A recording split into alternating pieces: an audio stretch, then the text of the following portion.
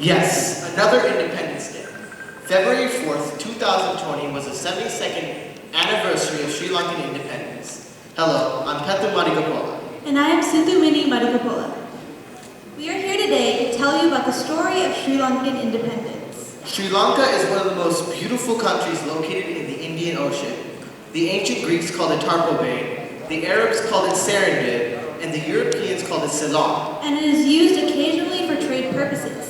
Sri Lanka's documented history spans more than 2,500 years, and prehistoric human settlement goes back at least 12,500 years.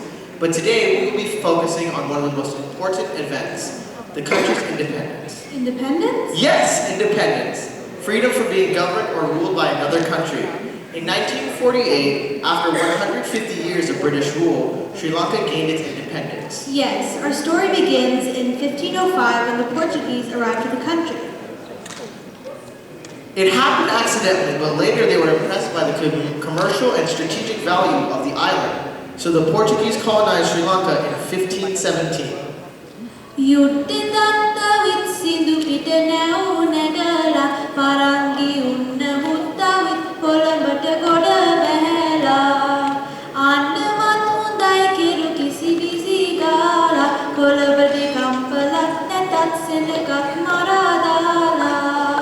Many Buddhists disliked the Portuguese and wanted to get rid of them. The king of Sri Lanka asked for help from the Dutch, who came to Sri Lanka for trade interests. So the Dutch-Portuguese War began. The war ended with the victory of the Dutch. Instead of giving the country back, the Dutch invaded and colonized a part of Sri Lanka. However, like the Portuguese, the Dutch never got complete success. Then came the British. Unlike the Portuguese and Dutch, who invaded Sri Lanka because of the commercial value of the island, the English invaded Sri Lanka to establish power.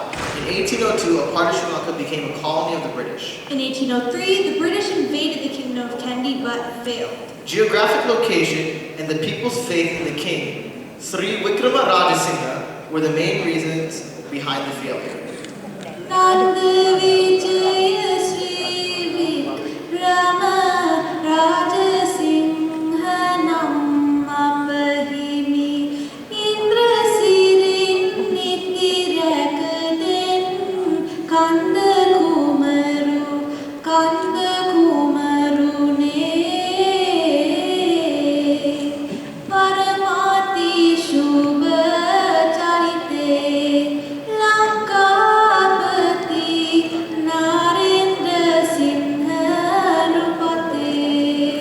But by 1815, the British succeeded.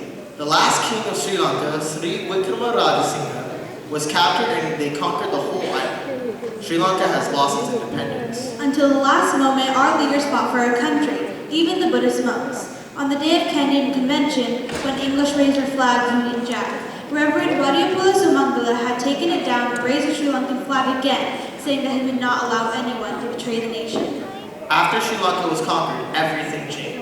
The British quickly began to reform the life of Sri Lanka by changing their political and economic structure, as well as social life, religion, and education.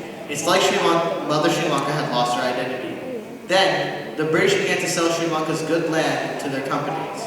Sri Lanka was not happy about the situation. They didn't want to live under British rule. They wanted to have independence. This began the struggle against the colonial power. The struggle against the colonial power began in 1817 with the Uber Rebellion.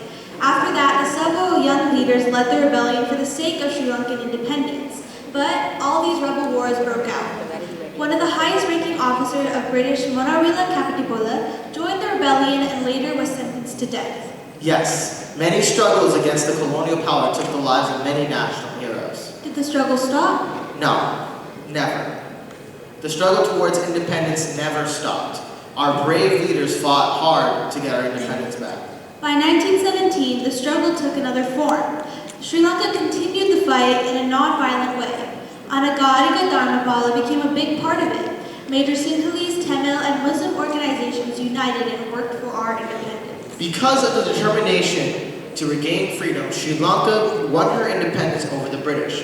One of the most important things about our independence is that it came with a peaceful political movement. Today in LA, we celebrate our 72nd Independence Day because it is the most appropriate day that all Sri Lankans can celebrate together as one nation to share our pride of being Sri Lankan.